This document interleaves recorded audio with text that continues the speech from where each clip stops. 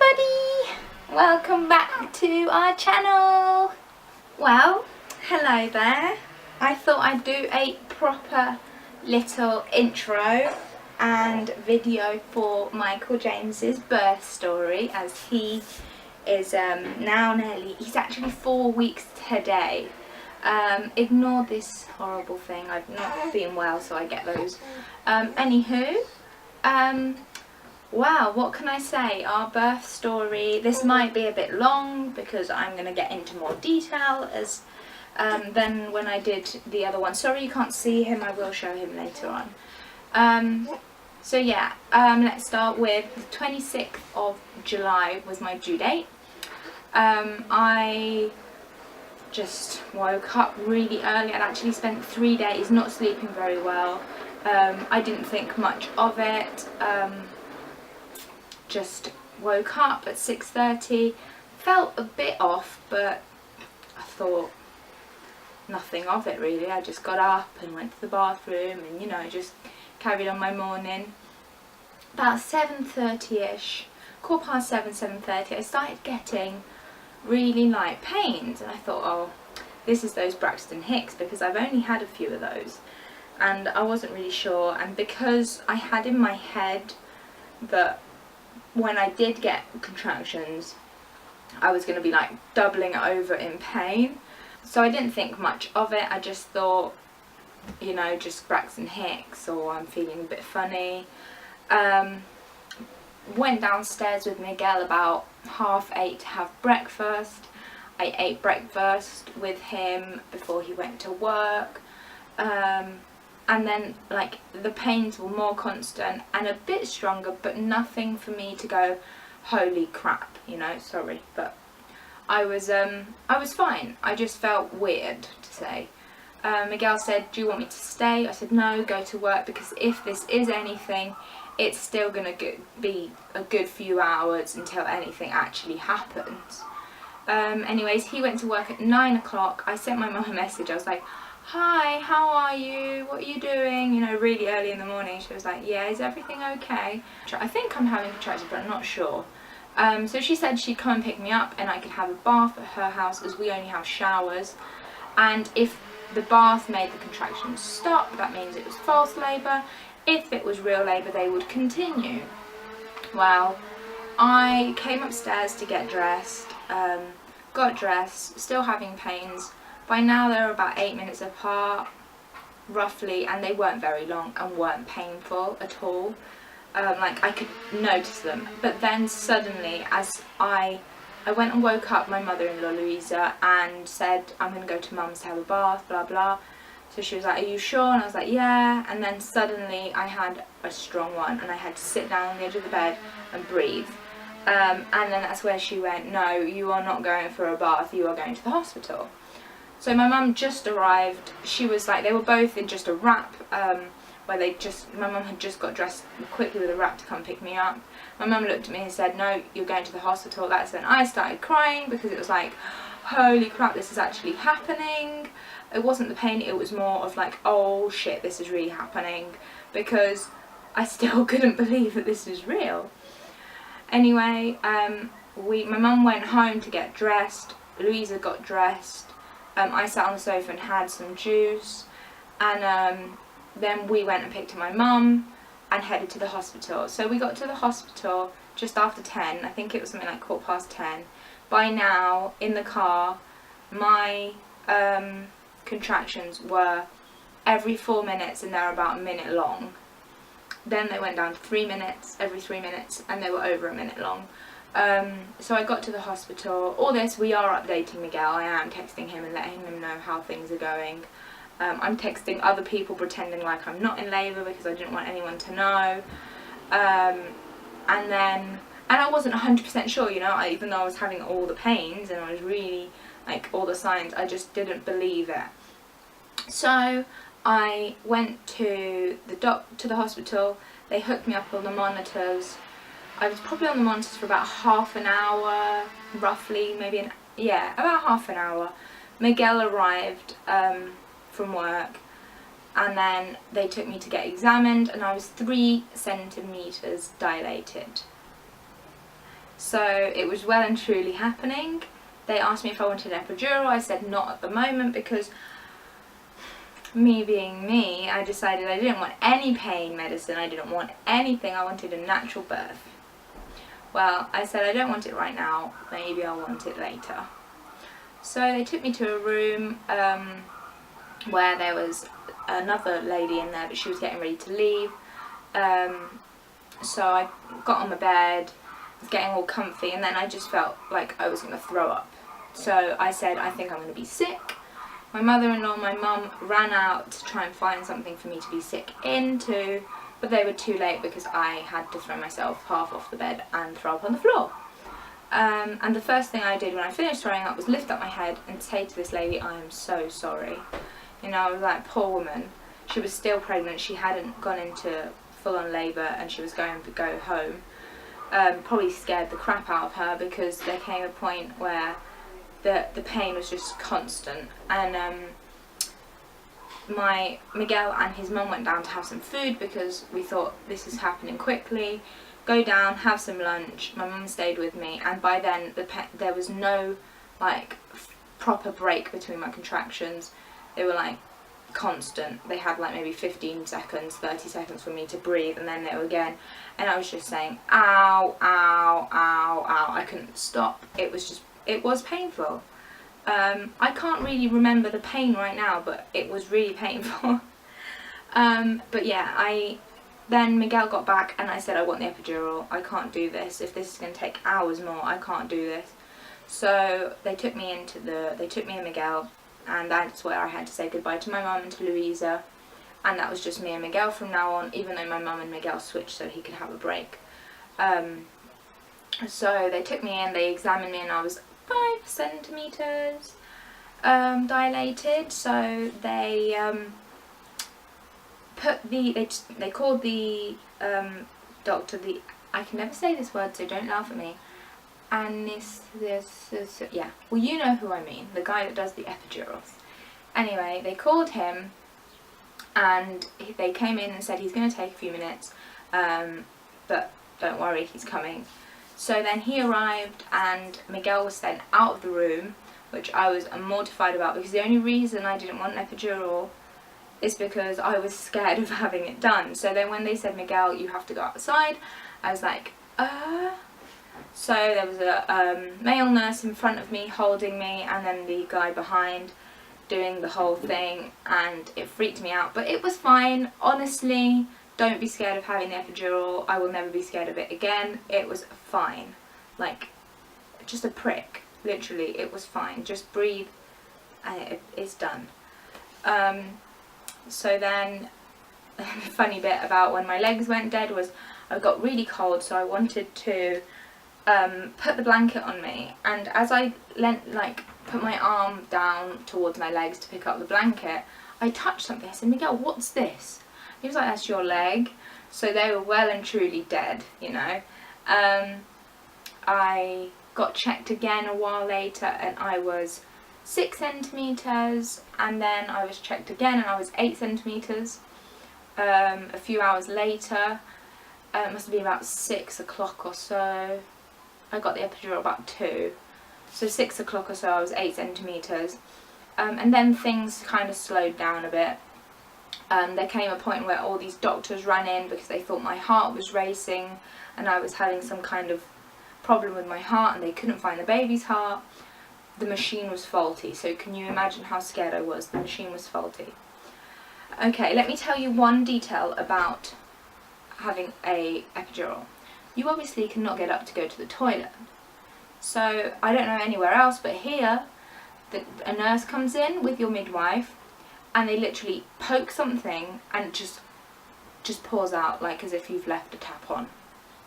I was trying so hard not to roar with laughter because they were just standing there, me with my legs wide open, them just standing at the bottom of the bed watching how my pee came out.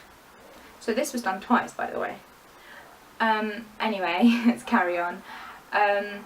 Once everything was, like, they put the new machines on and everything like that, the midwife that was there was going to be leaving, so she checked me once more about 8:30, and I was nearly a 9 centimetres. Literally, like, she said, we'll consider this a 9 centimetres.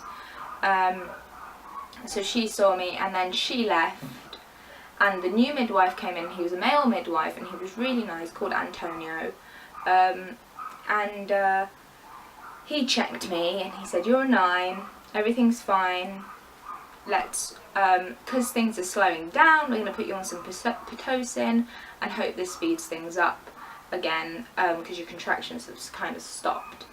And I was like, okay. So he put Pitocin, I could feel the contractions coming back, but they weren't painful as I had the epidural. But there was no change. From 9 o'clock when he checked me when he came in, until like just before 12, I think 10 to 12 midnight, there was no change. So I'd been like 4 hours and a half at about 9 centimetres. And he called the doctors and all these people, and they came in and checked, and they said that the baby wasn't fitting through the birth canal. And I wasn't going that last centimetre just wasn't happening.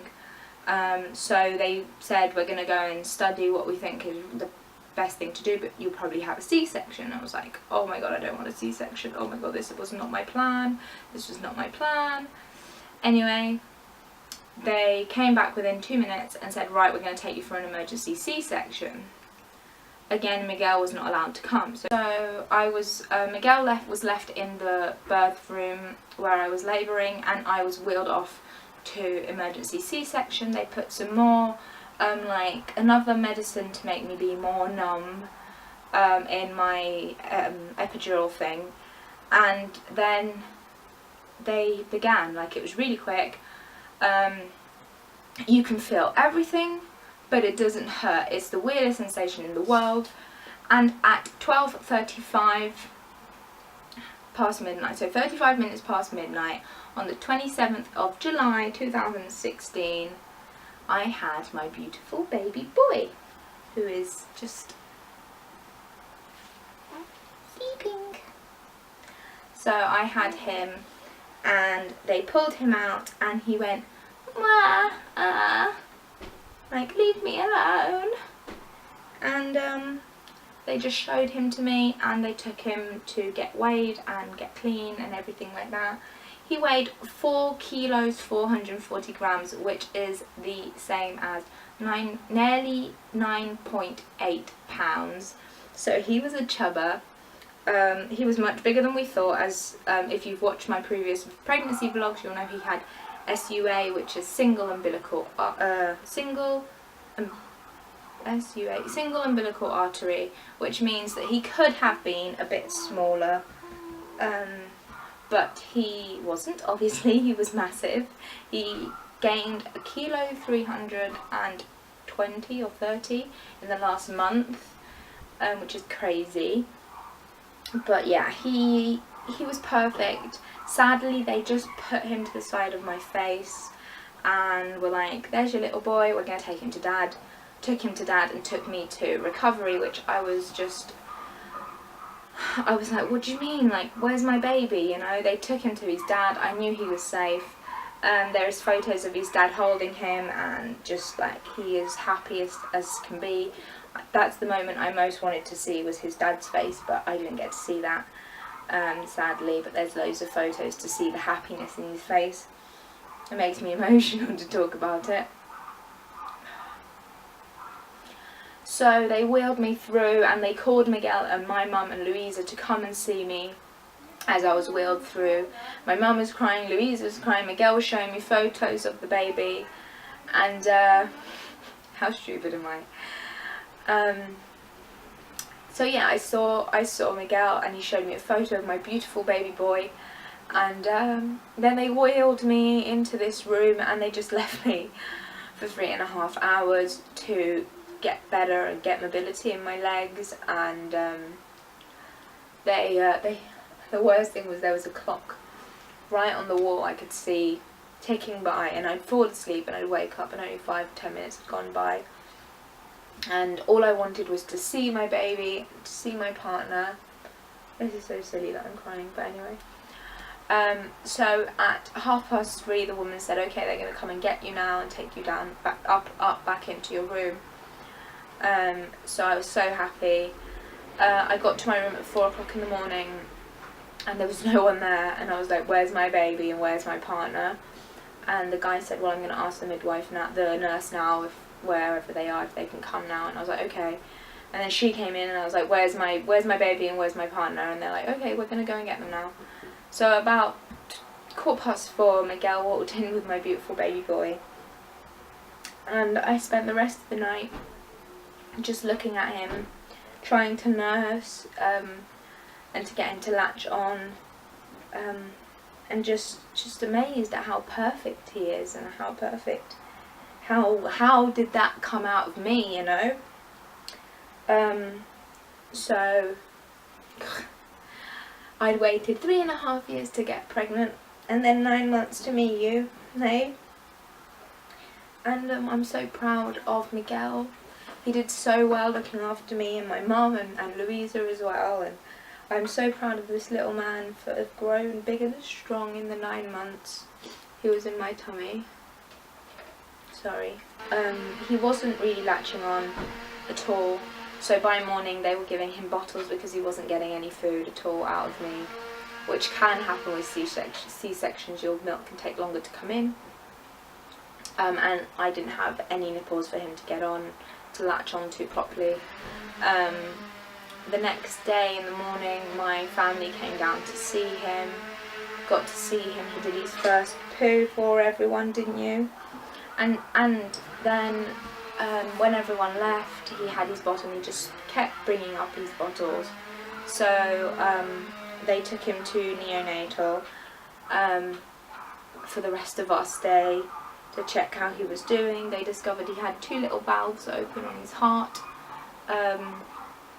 which weren't a worry, but they were there, and they needed to keep an eye on that. Sorry, you can only see the top of his head. I'm trying to. Anyway, I felt those 4 days I felt absolutely useless because I was in so much pain. I couldn't look after my son, and I know it wasn't my fault. I had to have a C-section, but for the first day and a half, roughly, I couldn't move. Moving from the bed was so painful. Everyone looked after me so well, my mum and Miguel and my mother-in-law as well.